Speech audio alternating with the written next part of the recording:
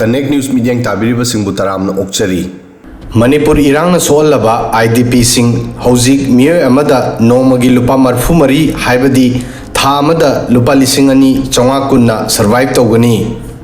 Senfa Masida Chana Tangnaba Lyric Laisu said another Pirol Ana Ayek Hida Langthak Haibadi Basic Needs Sing Masida Yaugani Masibu Oitopa Yagadrane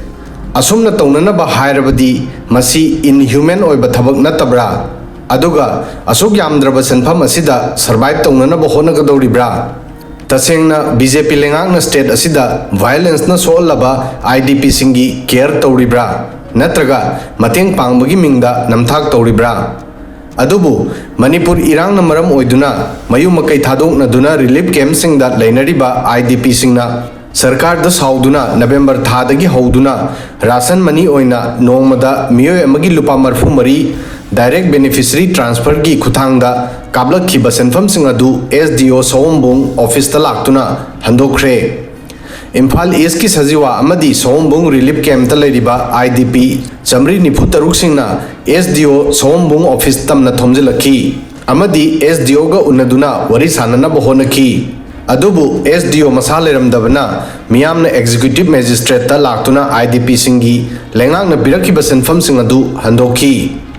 Protest of Kiba IDP Singi Matung Inna Mamangda Sarkar na inmate Amada Lupa Marfu Sarga Manama Singlay na Piki Aduga Cheng na Government Department gi Maikadegi Piki Handak Tha November Amadagi inmate Singi account da Mio Amada direct beneficiary transfer gi Kutangda Lupa Marfu Asi Kaplagani Haiki Bani Matamaduda Chengi Wapam Supanki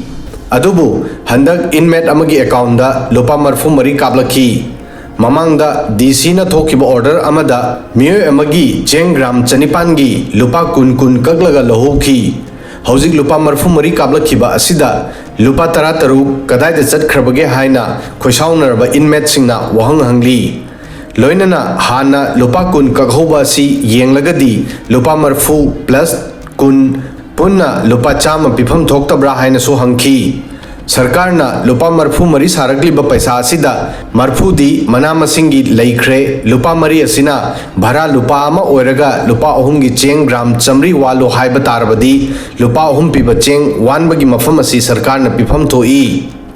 Protest of Kiba IDP Singna Numit Tarani gi Manungda IDP Sing Hanagi Masamasagi Yumda Hanjil Hanbangam Dava Tarbadi IDP Singna Makatana Makal Makakayagi Kungjang Changchin Nabasu Sem Sabalo Rehaina warning su Tauki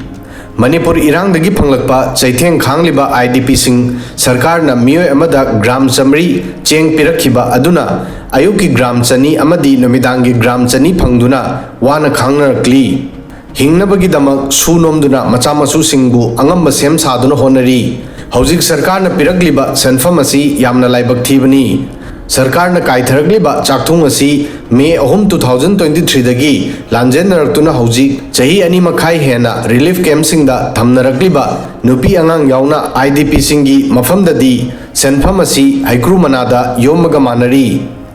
Lupa Marfu Mari Senfamasi Kanana Lebla Kibano Mioeba Mana Hingnanabagi Damak Nongmagi Punsida Tangai Fadana Sinagadaba Polam Sing Cheng Chak Injang Napi Ngari Ngatai Thauthum Thong Thang Naba Sing Natraga Chakthong Gas na Sing Bapunamak Thorang Togudoribani Masipumba Lupa Marfu Marina Sinbada Konabang Ngadra Wakan Munakanthaba Center gi BJP Lengang na Leblagliba Senfamasi Handokibada Matik Chai Hauzi Maitei Cheng Amasung Superfine gi Mamal KG da Lupa Kaya Piribage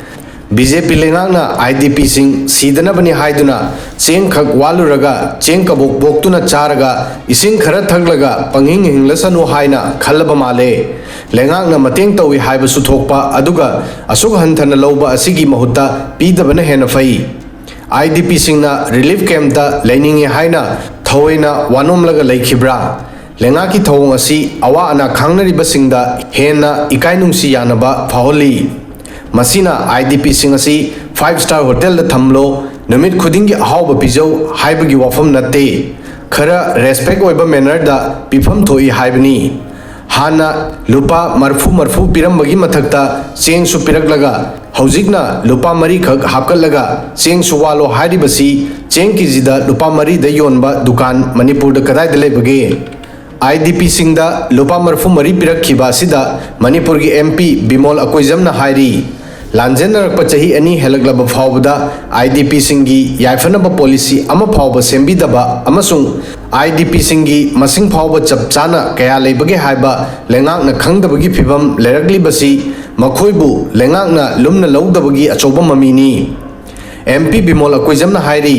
लेंगाक अमा लेबा लेंगाक loan चना पथाप कांगलोन अमा लेबा हाइबसिना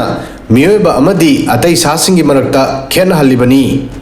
सही असिगी जुलाई 12 फावबदा पांगथोकिबा लेंगाकी meeting अदु फावबदा state असिदा partially नत्रगा completely displace तौबा मियोइ कया लेबगे हाइबगी मसिंग फावबा चपचाबा record लेंगाकता लेखिद्री मसिना IDP सिंगी मतांगदा निंगथीना assessment तौद्री अमदी लेंगाकना मतमगी याना यानबा मोंगदा चथरी हाइबदु मयेक सेंगना ताकले हाइकी हौजिकी मतमदा लेंगाकना FCI दगी पीबा चेंग नतना लुपा मरीदा कदाइदगी चेंग फंगदौरिबनो IDP सिंगी याइफनब थौरांग प्लानिंग अमदी पॉलिसीगा लोइनना थमोय सेंगना पाइखतबना असिगुम्बा कया थोरकपनी असुमना मणिपुरदा लेंगाकना फेस्टिवल अमत्ता चिथदना पांगथोरकली हौजिकसु संगाई फेस्टिवल तौगनी हाइना तारी अदुबु इरांगना सोलबा IDP सिंग चही अनि मखाई हेलब फावबदा मयुम मकैदा हंजलहननबा करिगुम्बा सॉलिड ओइबा सोल्यूशन अमत्ता लौखटपा उद्री मसिगी ओनबदा नोंगमदा लुपा मरफु मरीना पुंसी लेलो हाइना मखोय मखोयगी अकाउंटदा पैसा हाबलगली मसिरा BJP अमदी मोदी लेंगाकना मणिपुर की प्रजा सिंबु नुंगसिबा वीडियो सिदा ngasi gi di matang soi fawbadan thagasari